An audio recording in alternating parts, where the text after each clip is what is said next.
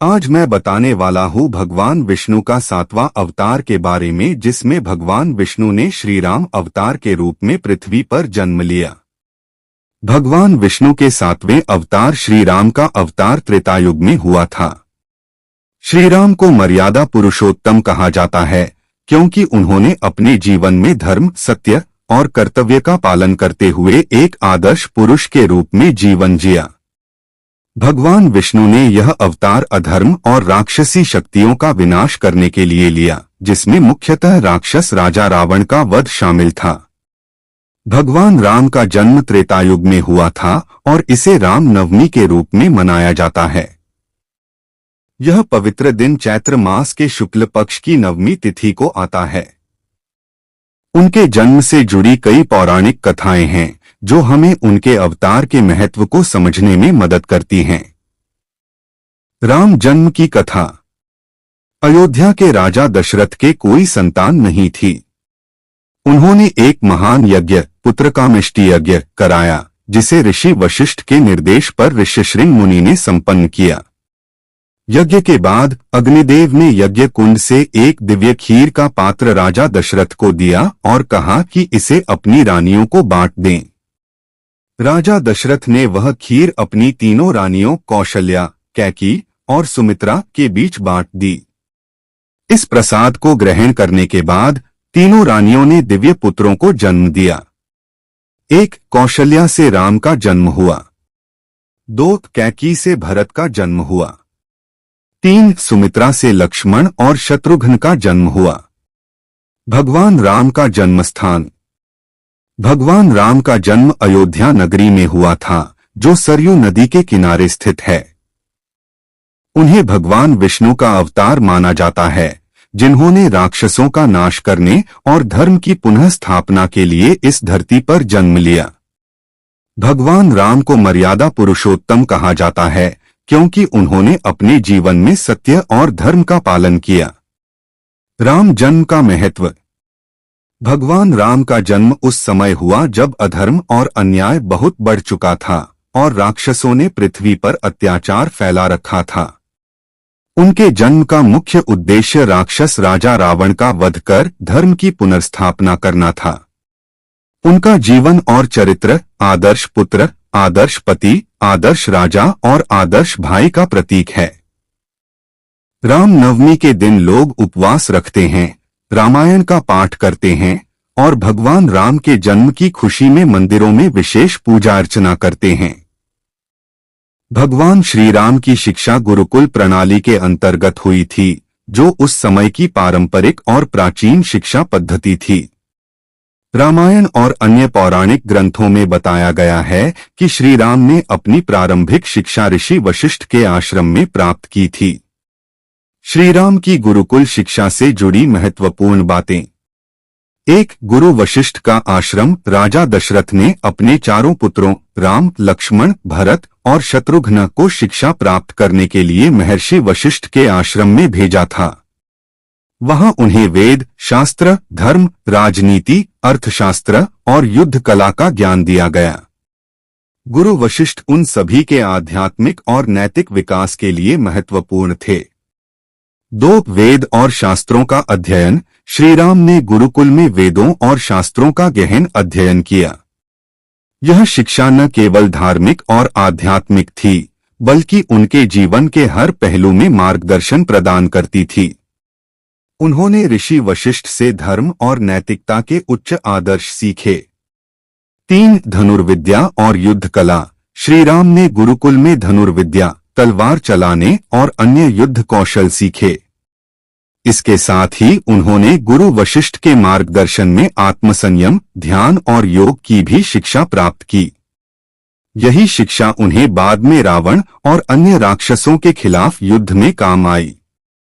4 नैतिक और जीवन मूल्यों की शिक्षा। श्री राम का जीवन आदर्श था क्योंकि उन्होंने अपने गुरु से अनुशासन, मर्यादा, सत्य और धर्म पालन के मूल्यों को आत्मसात किया। उनका संपूर्ण जीवन इन्हीं गुरुकुल में सीखे गए सिद्धांतों पर आधारित था। 5 वशिष्ठ और विश्वामित्र के मार्गदर्शन। महर्षि वशिष्ठ के अलावा श्री राम को महर्षि विश्वामित्र से भी विशेष शिक्षा मिली। एक महत्वपूर्ण घटना के दौरान जब विश्वामित्र ने राजा दशरथ से राक्षसों का संहार करने के लिए राम और लक्ष्मण को मांगा, तब राम ने विश्वामित्र से विशेष अस्त्र शस्त्रों का ज्ञान प्राप्त किया, जिसमें दिव्यास्त्रों की विद्या भी शामिल थी। श्रीराम की शिक्षा का उद्देश्य। श्रीराम की शिक्षा का उद्देश्य केवल ज्ञान प्राप्त करना नहीं था, बल्कि उन्हें भविष्य में एक आदर्श राजा, आदर्श पुत्र, आदर्श पति और आदर्श व्यक्ति बनने के लिए तैयार करना था। गुरुकुल में प्राप्त शिक्षा के कारण ही श्रीराम ने अपनी जीवन यात्रा में मर्यादा और धर्म का पालन किया और संसार के लिए मर्यादा पुरुषोत्तम का आदर्श स्थापित किया। निष्कर्ष। भगवान श्रीराम की शिक्षा गुरुकुल प्रणाली के अंतर्गत हुई, जिसमें वेद, शास्त्र और धनुर्विद्या के साथ साथ धर्म और जीवन मूल्यों की शिक्षा दी गई। यही शिक्षा उनके जीवन के आदर्श बनने में सहायक सिद्ध हुई और आज भी उनका जीवन एक आदर्श और प्रेरणा का स्रोत माना जाता है। विश्वामित्र के साथ यात्रा। भगवान श्रीराम की महर्षि विश्वामित्र के साथ की यात्रा रामायण की एक महत्वपूर्ण घटना है, जो उनके जीवन में बड़े बदलावों का प्रतीक है। यह यात्रा उनके शारीरिक और आध्यात्मिक विकास का एक महत्वपूर्ण चरण थी, जिसमें उन्होंने कई शक्तिशाली विद्या और अस्त्र शस्त्र का ज्ञान प्राप्त किया और धर्म के रास्ते पर चलने की सीख ली। कथा की पृष्ठभूमि। एक बार लंका के राक्षसों, विशेषकर ताड़का, सुबंधु और मारीच जैसे राक्षसों ने महर्षि विश्वामित्र और अन्य ऋषियों के यज्ञों में विघ्न डालना शुरू कर दिया था। उनके द्वारा किए गए उत्पात से ऋषिमुनियों के यज्ञ सफल नहीं हो पाते थे। इस समस्या का समाधान करने के लिए महर्षि विश्वामित्र राजा दशरथ के पास आए और उन्होंने उनसे आग्रह किया कि वे राम और लक्ष्मण को उनके साथ भेजें ताकि वे उन राक्षसों का नाश कर सकें और यज्ञों की रक्षा कर सकें। राजा दशरथ का संकोच। महर्षि विश्वामित्र की इस मांग को सुनकर राजा दशरथ चिंतित हो गए, क्योंकि राम अभी बाल्यावस्था में ही थे और उन्हें राक्षसों से लड़ने के लिए भेजना राजा के लिए कठिन निर्णय था। लेकिन महर्षि वशिष्ठ ने राजा दशरथ को समझाया कि महर्षि विश्वामित्र के साथ जाने से राम का शारीरिक और आध्यात्मिक विकास होगा और उन्हें महान ज्ञान की प्राप्ति होगी। अंततः राजा दशरथ ने राम और लक्ष्मण को महर्षि विश्वामित्र के साथ जाने की अनुमति दी। यात्रा और शिक्षा। एक, ताड़का का वध। यात्रा के दौरान राम और लक्ष्मण को महर्षि विश्वामित्र ने कई दिव्यास्त्रों का ज्ञान दिया। सबसे पहले राम ने ताड़का नामक राक्षसी का वध किया, जो वन में ऋषियों को परेशान करती थी।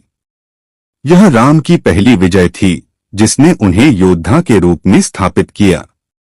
2, मारीच और सुबाहु का वध। इसके बाद जब महर्षि विश्वामित्र यज्ञ कर रहे थे, तो राक्षस मारीच और सुबाहु ने यज्ञ में विघ्न डालने का प्रयास किया। राम ने अपने दिव्यास्त्रों का उपयोग करके मारीच को दूर समुद्र में फेंक दिया और सुबाहु का वध कर दिया। इसके बाद महर्षि विश्वामित्र का यज्ञ सफलतापूर्वक संपन्न हुआ। 3, अस्त्र शस्त्र का ज्ञान। महर्षि विश्वामित्र ने राम और लक्ष्मण को कई दिव्यास्त्रों का ज्ञान दिया, जिनमें से कुछ प्रमुख थे। ब्रह्मास्त्र, जो सबसे शक्तिशाली अस्त्र माना जाता था। अग्निबाण, जो आग बरसाने वाला बाण था। वायवास्त्र, जो हवा से दुश्मन को पराजित करता था। और अन्य दिव्यास्त्र, जो युद्ध में राम के लिए सहायक सिद्ध हुए। राम और सीता का मिलन। महर्षि विश्वामित्र राम और लक्ष्मण को लेकर मिथिला नगरी गए, जहां राजा जनक अपनी पुत्री सीता के लिए स्वयंवर का आयोजन कर रहे थे। राजा जनक ने यह घोषणा की थी कि जो भी शिव के दिव्य धनुष को तोड़ेगा, वही सीता से विवाह करेगा।